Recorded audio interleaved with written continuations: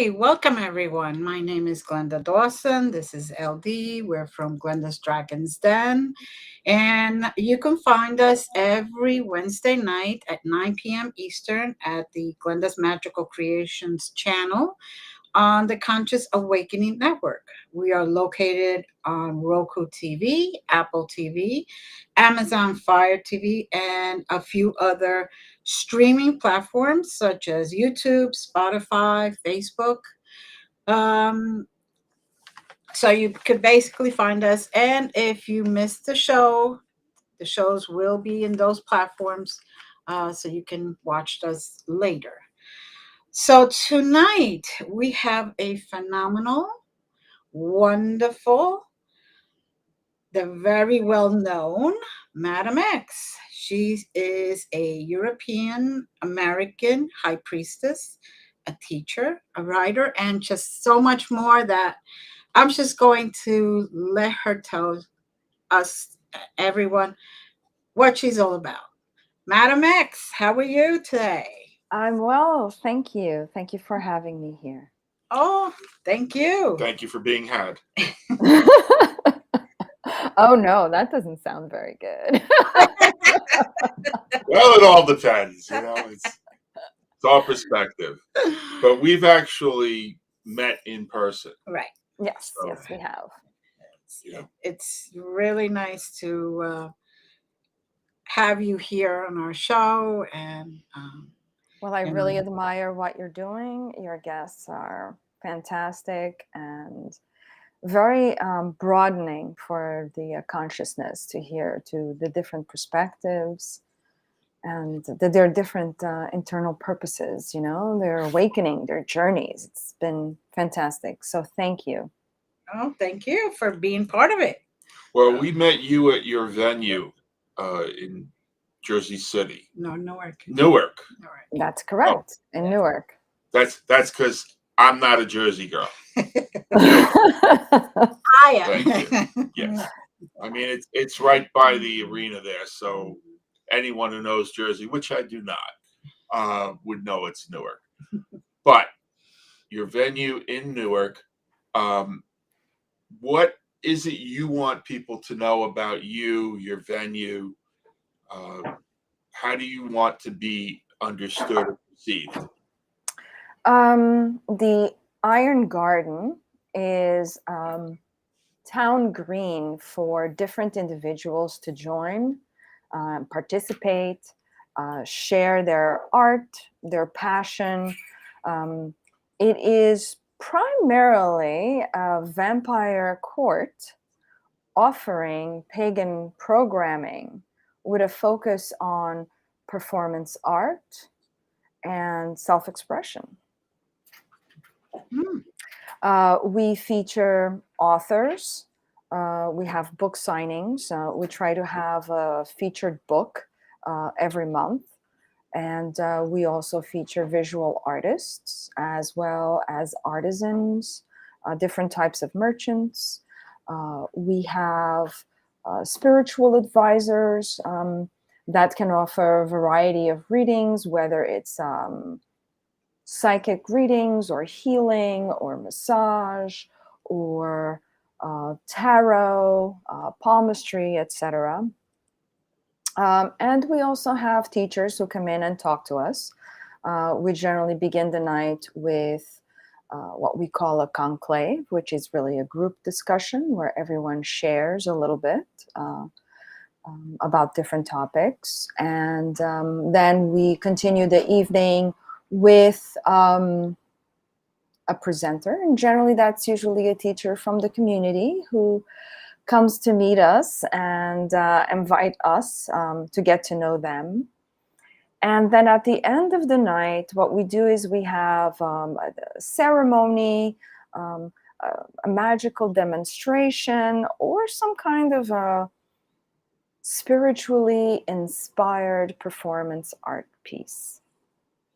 But we also have other things. We, from time to time, we may have a live band. We have art auctions. We also do community charity work.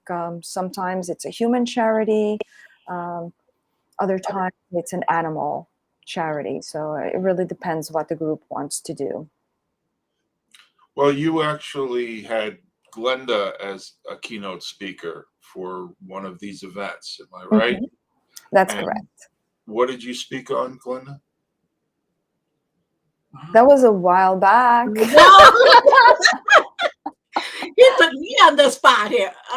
Right. I know that you were doing I- readings as well. So yes, I I was know that. doing readings as Yes. well, and angelics. Yes, I was speaking about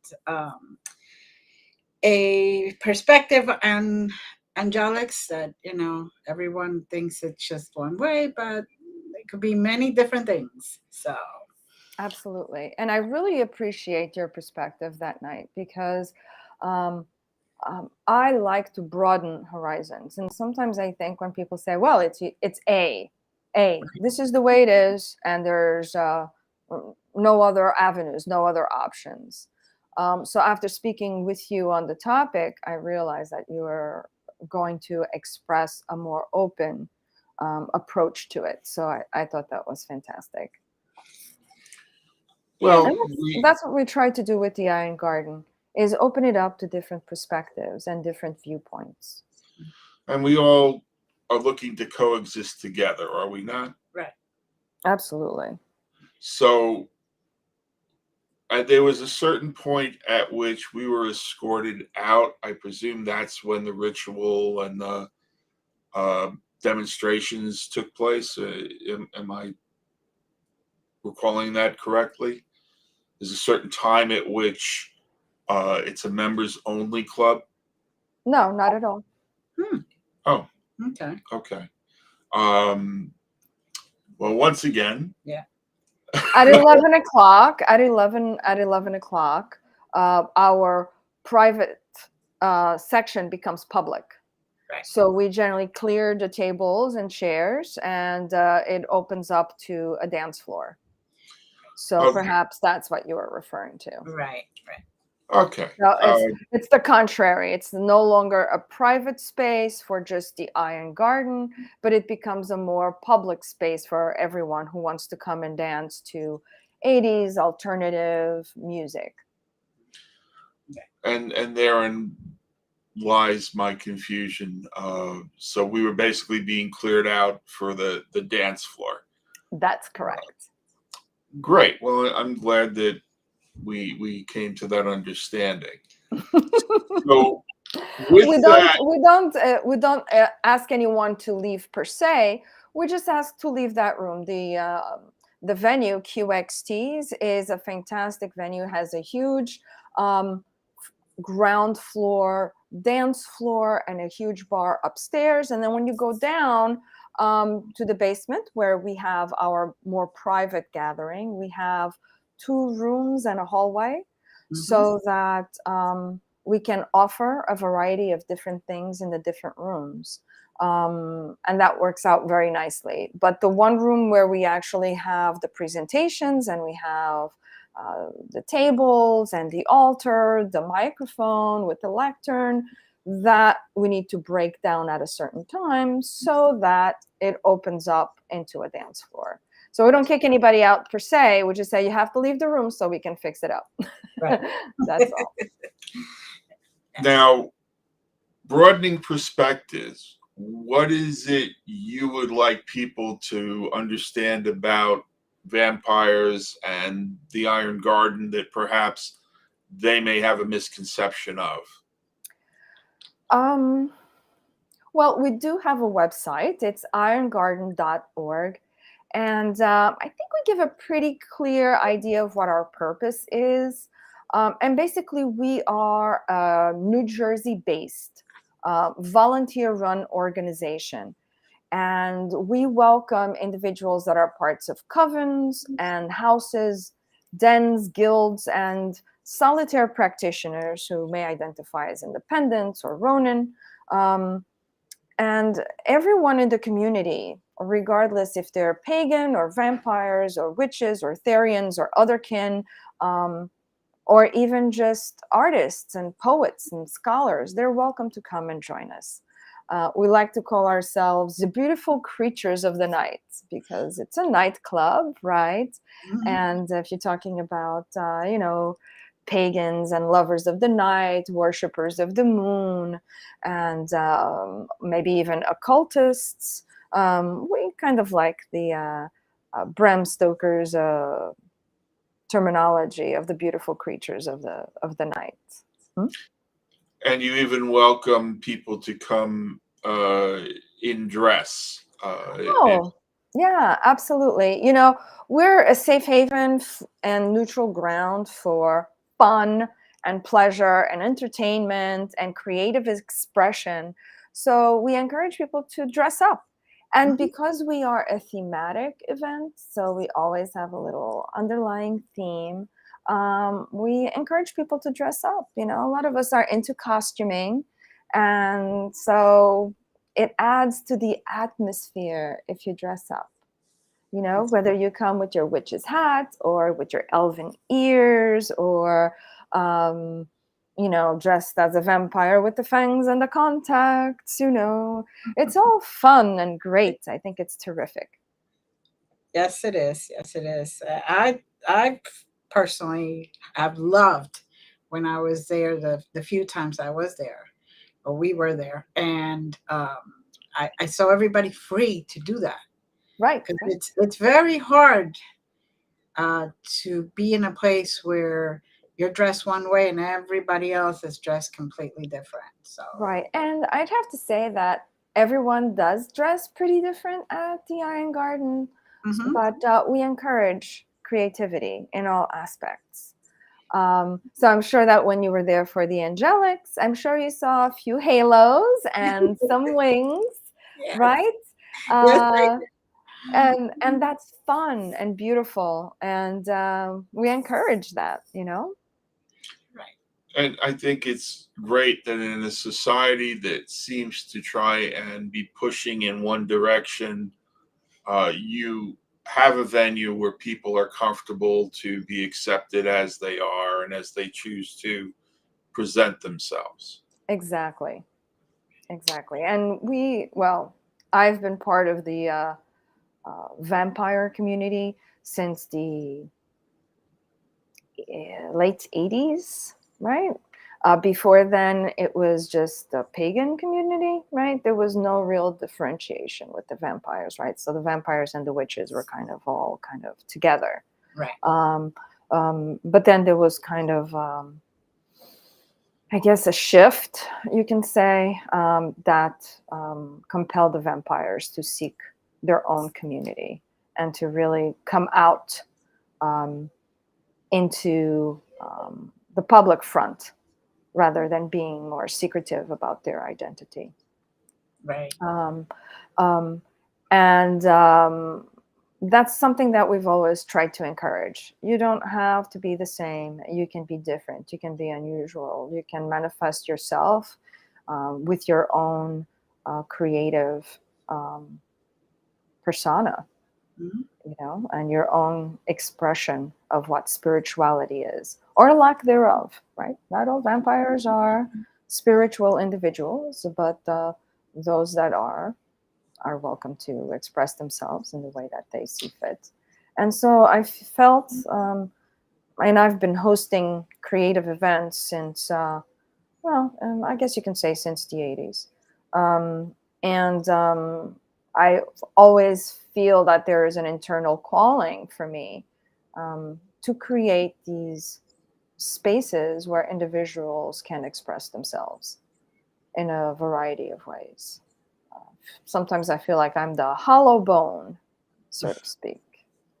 Mm. Yes. And it's well, I could tell you have done really well with Iron Garden. So Well, Iron Garden had an earlier incarnation in the 90s, mhm. which I was one of the founders of that particular Iron Garden back then. Mhm. Similar purpose, similar purpose. But then I left. I travel quite a bit, and I like to explore the world. Mhm. And I left for quite a few years. When I returned, I realized that there was no more Iron Garden, and I was very disappointed. And so in 2014, with the blessing of the original founders, I established the second incarnation of the Court of the Iron Garden. Nice. And we did it at the same venue, QXT's. And we have been, now we're going to be celebrating at the end of January. We will be celebrating our 8th anniversary. So 8 years of community service. And we are very proud and delighted. You should be. Congratulations. Thank you. And how did you make this journey from prior to being involved in the 80s to this incredible immersion that you have and this incredible persona that you have now? That is a very good question, and perhaps something worthy of writing a book about. I was actually, wondering when that was going to happen, because I'm sure your journey is extremely interesting. But what can you share with us about how you? Yes, I was very fortunate. So I'm European born. I was born in the country of Portugal, which is adjacent to Spain at the very edge of southwestern Europe. And I was very fortunate to have godparents who shared an interest in the esoteric traditions. At the time, my country was under a fascist regime where such topics were punishable by law. So we really weren't allowed to explore witchcraft or any esoteric topics. It was a Christian country, and the purpose, our country had essentially 3 things. And if you did not follow into one of those 3 verdants, then you were pretty much an outcast and punishable by law. Worship of God, worship of your parents, and a worship of the government. Right? So anything other was considered criminal.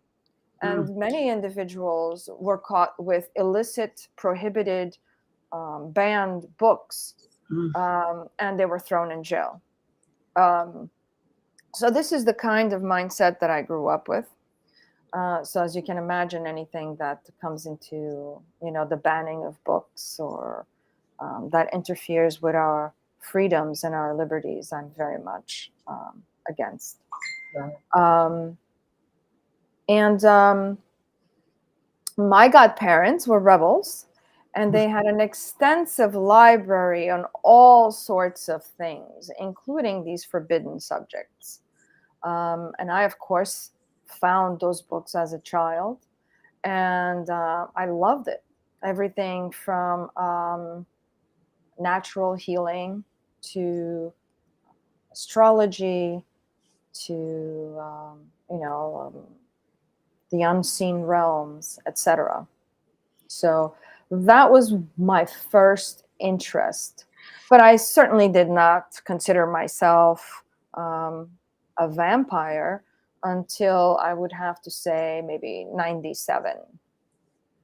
And, many individuals had approached me and told me that, oh, you're a vampire. Oh, no, I'm not. I'm perhaps a witch, but certainly not a vampire. So there was quite a time of denial. It was like, I understand vampirism. Maybe I even can practice some forms of vampirism. I can utilize blood in my magical working and interpersonal energy in my magical work. However, I'm not a vampire per se. But I would have to say that in 97, things changed dramatically for me. I had a bit of an awakening, and that inspired me to realize that there was something beyond that. And there had always been, and I was just not privy to it. Okay. Sounds like a very interesting personal experience, which is very satisfying to hear that you had a calling and Yes. you finally accepted the calling. Yes. And it's very difficult, because one thing is being a witch. A witch is almost like being a scientist of sorts, right? You learn, you experiment, you put it to work, you see it unfold, right? It all Right. makes sense. And it is now more socially acceptable to express yourself as a witch, right? Correct. Correct. But a vampire, come on, that's pushing the edges of reality.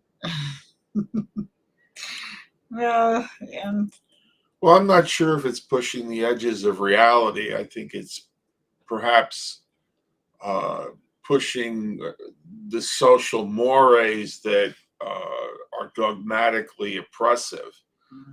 Might be a better way to, for me, express that. Because there certainly is a root in um, going back to the other races that have been to this planet and left their mark on this planet. Would that be fair to say? Absolutely. So, perhaps you're finding more of a kinship to there, and those races are just as valid as other races that have been here. And I think that going forward, it's important to understand the influence of beings that are not from this planet, and how they are moving forces in this planet for positive and evolution, as opposed to forces that are of this planet that are not perhaps as positive, and more self-serving. I completely concur with what you're saying. What is interesting about the vampire is that we don't subscribe to one exclusive origin story, right? So if you have 10 different vampires, 10 of them may have a very different perspective on what the origins of our race may be. And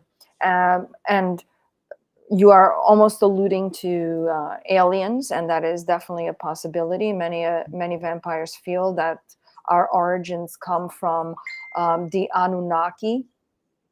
Others may feel that, in fact, we are from the angels, from the fallen angels, from the Nephilim. While others may even go into we are the progeny of Lilith, Adam's first woman, or perhaps even Cain. And from there's a variety of other permutations, including Lazarus, including the bloodline of Jesus even. Some individuals feel that their bloodline is from Countess Saint Germain or Countess Bathory or even Vlad Tepes. And some may even feel that their connection comes from Egypt, from the goddess Sekhmet, or from Osiris and Isis, and the whole process of Septepi. So there's a variety of different possibilities of where we have originated. But nothing is proven except in our hearts, right? So each one of us is free to accept and to embrace the origin story that best resonates with their identity and their purpose. Well, Yeah, I like how you're stating this and you're bringing this to everyone's attention that we, no matter what you resonate with, doesn't mean that you only have one origin. It really doesn't. You know, a lot of people say, "Oh, you're a witch. You come from here. You do from here. You follow this line. You follow." No, you. It's what resonates with the person. Right. And Because there is a validity to bloodlines, and I don't discount that. However, I really feel that spirit is thicker than blood. hmm very true. I agree with you on that one. I agree with you on that one. well, I mean, we understand and accept the two of us that we're all part of the same. That there is a collective consciousness that we all have a piece of. And so what we promote is coexistence Mhm. and understanding and acceptance of that, and getting back to the concept of banning books and trying to suppress and oppress. That is not part of what we feel is necessary for that collective consciousness and coexistence. Right. And even I came from Cuba. I was born in Cuba, so I You know. understand. Oh, I understand completely. My mother was a generational witch, and I would have to, when would say to her, "Oh, I see Uncle so and so, and he's giving me this message," or "I feel this is going to happen," or whatever. She would come and say, "Tell me, not your father. Your father doesn't understand these things yet."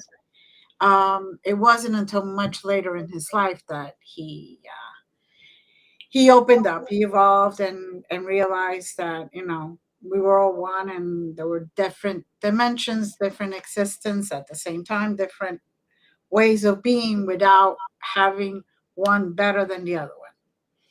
Of course. And And that also teaches you a little bit of discretion. See, yes. I'm a fan of discretion, and I think it's a healthy practice.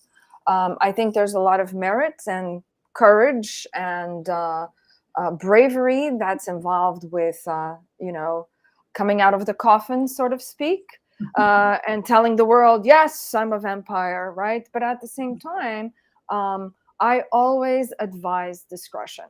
And that is why my scene name, my night side name, if you will, my pen name is Madam X, Mhm. right?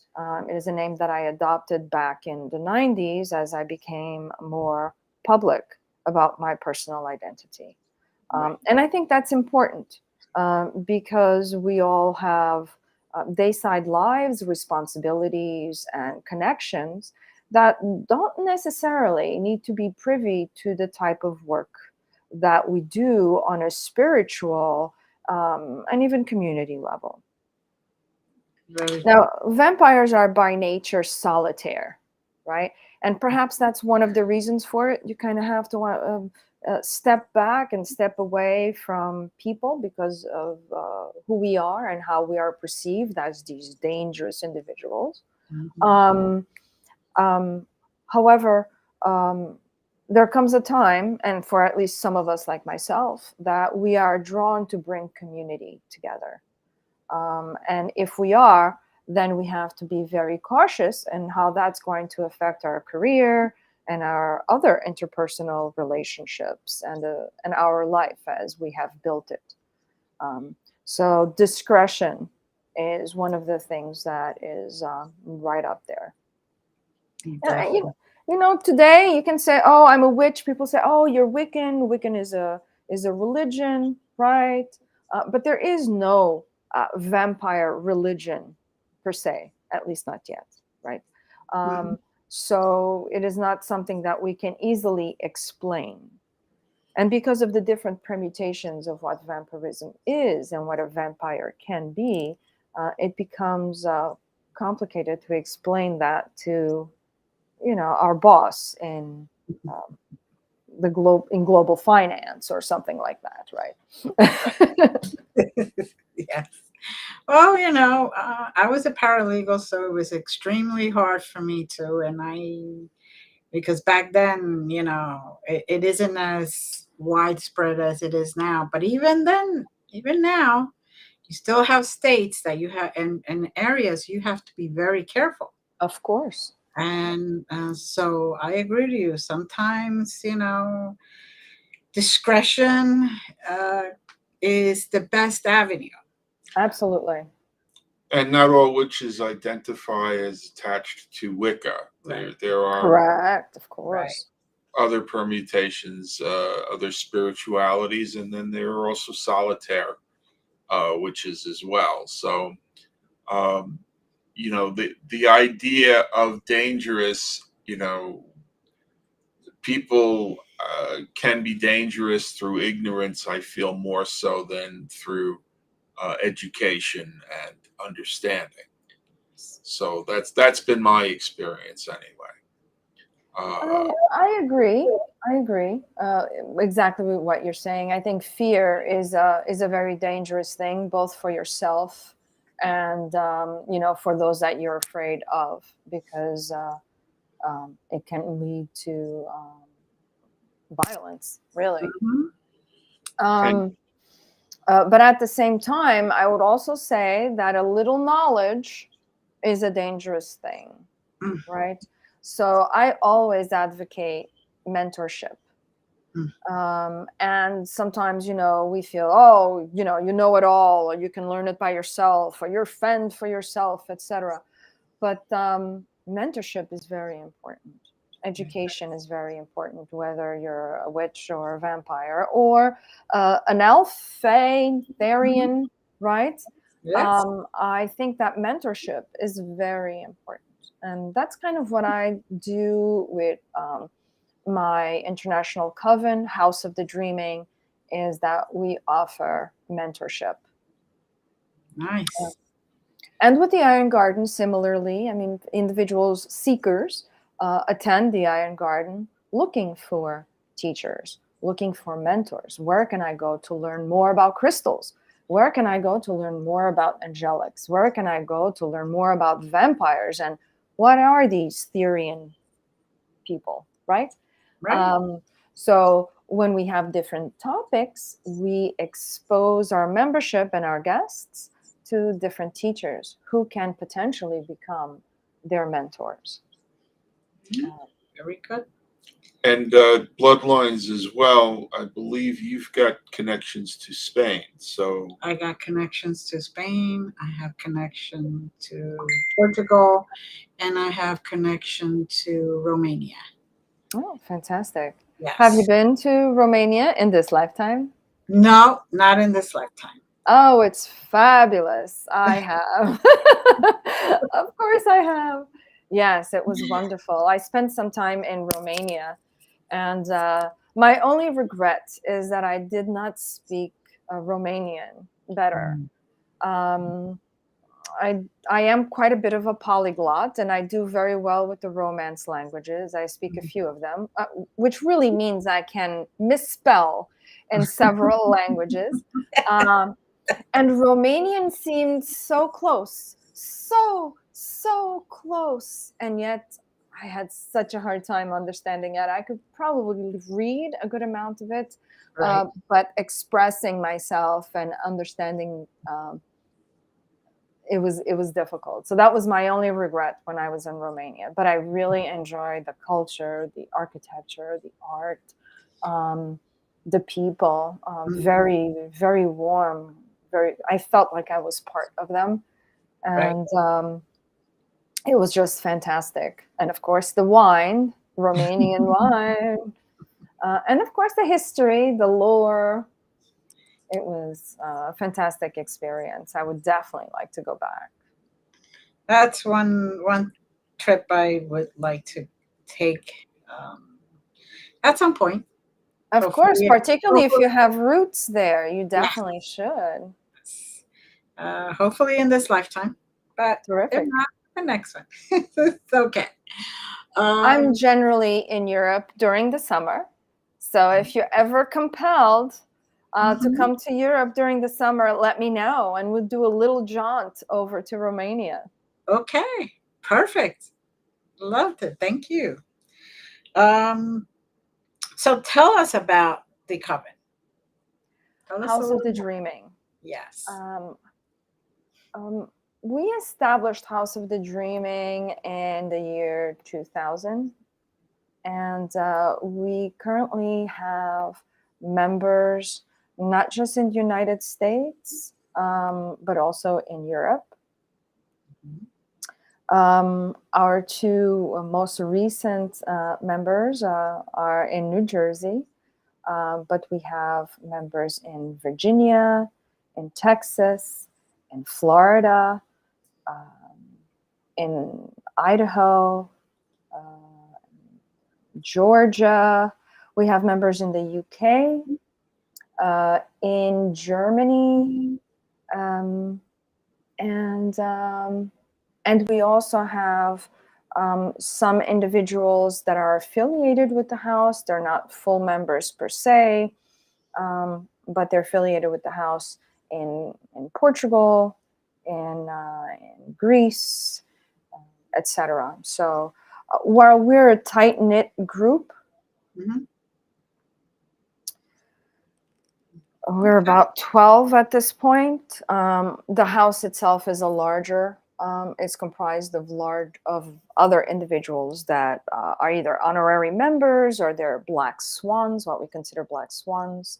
Um, part of our silver circle of wards and dedicants and helpers. Mhm. So. Sounds Um, wonderful. it's only made possible because of the internet, right? Because no matter where you are, it brings you closer.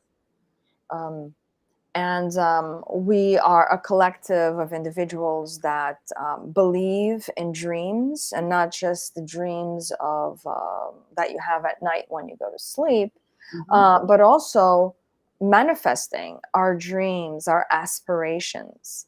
Um, and we come together to learn about the universe, about ourselves, um, and how we can reach those dreams by utilizing our gifts, whether we are vampires, witches, Therian, otherkin, etc., um, towards building our day side, towards building our where we want to be and what we want to do with our life.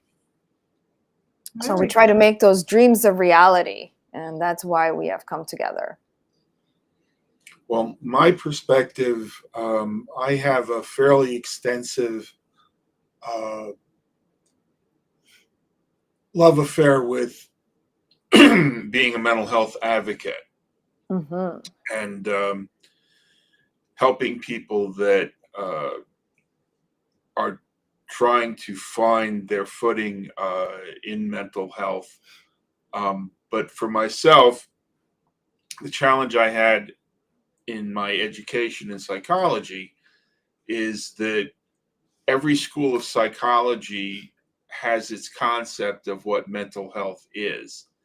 And they try to judge wellness by a fairly rigid system of, what sanity is. And I found my base in coaching, which is my school of coaching has a foundation. And as long as you're not going to harm yourself or anyone else, how can we forward the agenda as you resonate with it? And so it doesn't have that concept of, well, you have to do this to be sane. And that really resonated more with what I was experiencing as a coach and as an advocate, because a lot of the people that I wound up working with and helping were professionals who would come to me because they had no one to go to if they felt they needed support. And so it seems that you're on a similar journey. Does that sound right to you? Yes. I mean, being a spiritual counselor, it sort of implies that in a sense, right? Being a teacher sort of implies that. So I only take a student if they have their priorities in place, right? So it's important for them to be functional in society and be functional with themselves before we can delve into the occult sciences, right? So and that can be difficult, particularly if you're going through a cathartic awakening or something of the sort. So it's very delicate. It's more delicate, particularly when you're saying, "Oh, I don't know, I think I'm a vampire, right? What do I do?" Right? Then if you're saying, "Oh, I'm experiencing grief," or I'm lost in life and I can't find meaning or a path, right? So the moment that you say vampire, oh my God, I think I'm a vampire. I think I'm losing it, right? And exactly what you were referring to is how that gauge of sanity ebbs and flows and changes over time. What is accepted today certainly was not accepted in the 70s. And what is accepted as sanity today in the United States may not be accepted in another country as sanity, right? So I think that that's something that always kinds of ebbs and flows. But the true gauge, in my perspective, is if you can, and everyone has a little bit off, right? No one is perfect. And if you were, there's something wrong with you. But I think that if you are able to live in our society, then you're doing okay. If you're able to make ends meet, if you can hold a job or a source of income, if you can find happiness, right? Whether it's by yourself or with family. I think those are the gauges, right? You have to be able to be a cohesive part of society in some way and find joy through it. And I think that if you can't, then you need help, right? And wherever that help comes from, you need to acquire it, right? In a positive way, something that's going to be uplifting to you and to those around you. And of course, to you financially without being a detriment, and to you emotionally, So I think that that balance between finances and emotion kind of defines our sanity, stability, right? And everything else kind of like goes out in the wash. I mean, is being a vampire or being a witch or being a Therian, is that going to be empowering for you? If it is, then kudos. That's great. If it's not, if you're going to be a victim because of it, this is not working for you. Right. This should be about personal empowerment of yourself and those around you. You should be able to build with this, not feel at a loss. So I think that's an important distinction, because a lot of people feel that to be a victor, there has to be a victim, and I don't know that that's necessarily accurate. What do you think about that? That's a good question. I'm going to say no. I don't necessarily feel that way. But, one man's trash is another man's treasure, right? So it's all what you do with it,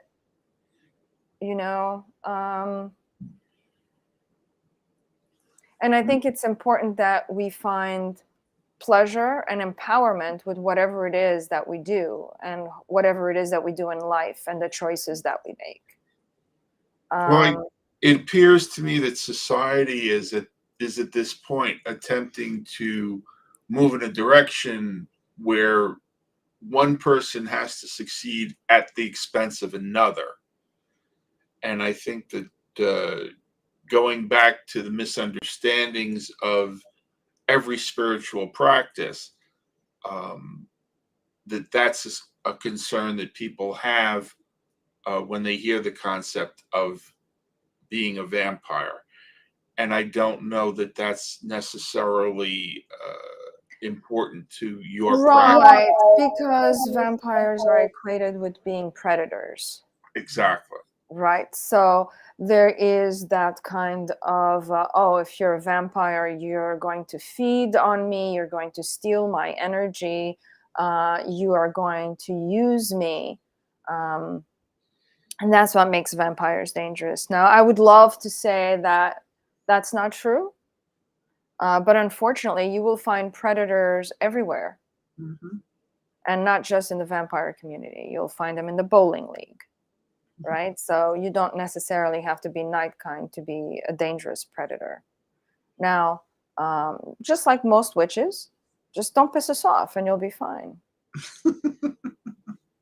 Right? And I think that's a key. You know, Right. you get what you give. And if the bottom line intent is to do harm, then you're pretty much inviting yourself to be harmed. And if your intent is coexistence, then I don't see you as interfering with that. We've been in your presence and we've come out of it unharmed. Oh, you got lucky. Because we didn't come with the intent of creating harm. Well, I'm sure that there's many situations where we approach them benevolently and with an open hand, and we walk out of it with shit smeared on our face. So this does happen, right? Sometimes it doesn't matter. We can be all altruistic and all benevolent, and we can invite the person to feed from our hand, and then they will just bite it off, right? I'm sure that this has happened to many of us. So I don't necessarily agree that what you put out there is what you walk away with. Sometimes you get surprises, right? But I do think that it's all important. That I think that you need to approach community. For instance, I approach community not just as what am I going to get out of it, but I approach community as how can I build? How can I contribute? And if you go on my Facebook page, you'll see that I said I'm a collector of souls. And in essence, I am, because I'm always hosting events or being part of something. And I always want to bring others into it, to bring others into the fold so that they can exhibit their art and they can vend their wares and they can share with us their wisdom or their information, you know? So I like to build community, not just with me, but with others around me and finding those people. And that's how you and I found each other, was that I was looking for a teacher. I was looking for someone who could present and communicate and bring people together as well. So that's what I do. Is that what everyone does? No, not really, right? Most people are just interested in what can I get out of it, right? And that too, there's benevolence in that too, right? You know, but there you go. We're all different in a core. But sometimes when you put out good vibes and all good intentions, we don't necessarily get all good vibes and all good intentions back, because people are jealous and people are human, you know? Well, I think silly, right? I think the idea is that if you come with intent to harm, then you have to be prepared to be harmed. If you don't come with intent to harm, and particularly in the paranormal, then you just have to make sure that people understand that you're not going to accept being harmed. And I think that's fair.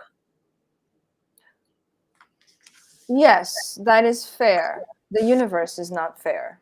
No. Fairness is a human concept. It is not what the world is driven by. It is not the source. The source says nothing about fairness. Well, fairness is what you do with what you get.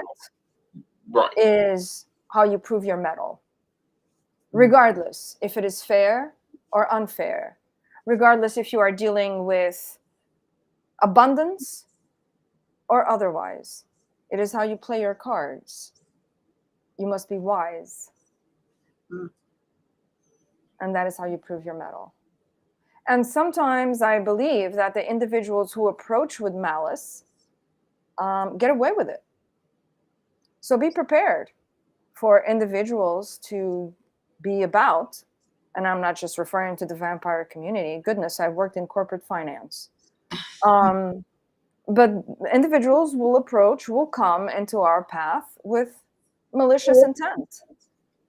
And a good part of those individuals are only successful because they destroy others around them. They have nothing of value except they offer destruction. And sometimes, good things come from ruined walls. It makes space for you to build better and stronger. So these individuals can also be catalysts of change. So, the world is not all hunky-dory with, fluffy bunnies and pretty flowers. There's ice storms and thistles and sharp, pointy things, right? And volcanoes and earthquakes and cyclones and floods, right? Even too much of a good thing can be a bad thing. Very true. Very true. So people can find you on Facebook. Yes. Okay, just by looking up Madam X. That's correct. And I'm Madam with an E, X, dot dreaming, if you want to type it all out. Okay. And that's where they can find your events, right? Absolutely. We also have a website for the Iron Garden, and that's essentially irongarden.org. My Coven, House of the Dreaming, has a website as well. That's houseofthedreaming.net. So we are online. And I appreciate the fact that you mentioned that you do the events with charities in place. Absolutely. Because everybody thinks that you do this and it's just for you. No, right, not at all. In fact, the Iron Garden, we do not charge for attending the Iron Garden.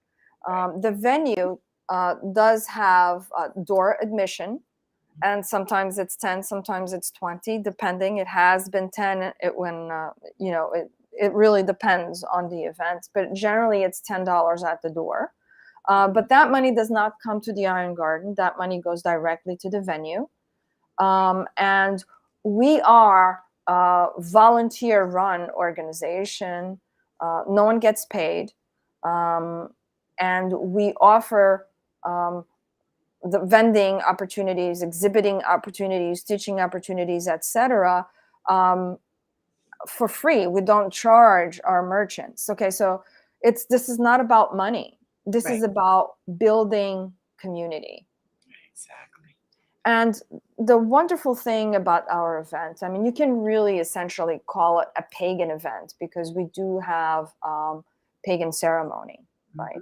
So the wonderful thing about our quote unquote pagan event is that we have been consistent over the past 8 years, which is a huge big deal to say that we offer monthly events for the past 8 years. We survived the plague, the pandemic, correct? And we are still here 8 years into it. And our attendance fluctuates between 50 and 70 individuals. So this is not a group of 6 people. Right. Our membership, our citizens, the citizens of our court are about 30, 35, right? But attendees per month, we have between 50 and 70, which I think it's really quite wonderful. It is. And they're not all women, right? Like most pagan events, you know, we go to pagan events and it's like, you know, six lasses and maybe two lads, right? So we have a very good mixture of genders. We also have a very good mixture of age groups. Yes. You have to be 21 to attend. We are at a nightclub, so it's a 21 and over policy. But we go well into the 70s. Our attendance goes well into the 70s. So a very diverse attendance, very diverse membership. Yes, and I've experienced that. We have definitely. So I can vouch for that for sure. Well, thank you. We're almost done. Is there any last words that you would like to? Sure. I would like to talk about some of the projects that I'm doing right now, aside from House of the Dreaming and the Iron Garden. I've been involved with many creative projects, including a movie. It's called Blood and Lust. It's an exciting vampire film short. And I've been an associate producer, a consultant, an assistant director, and I also have a couple of cameos. So fun, a lot of fun. The name of the movie is, again, Blood and Lust, and it should be coming out shortly. So definitely stay tuned for it. I'm going to be involved in 2 upcoming things. One of them is the Undead of Winter Ball in Milton, Pennsylvania. And this is on Saturday, February 11th. It's going to be a wonderful weekend. It starts on Friday with an arts festival. It's a dark arts and oddities festival that runs the course of 2 days. There's going to be a vampire dance party on Friday night. And then on Saturday, we are having the Undead of Winter Vampire Masquerade, where I will be doing a blessing of the feast. We're going to be setting up for this lavish banquet. And at the very end of the night, I will be offering a sanguine mass. So I do hope that individuals come and attend and join in. Dress with your vampire best. Historical vampires are welcome, of course.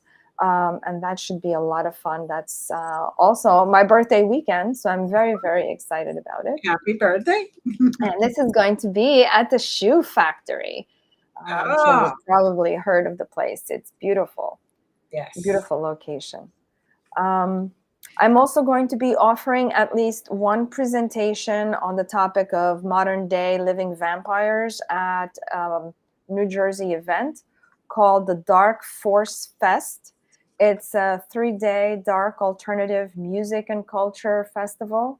It's in Parsippany, New Jersey, and it's on March 31st through the April 2nd, I believe.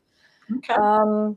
So if you like alternative music and culture, that's the place for you to go. It's fantastic. It's a fantastic event.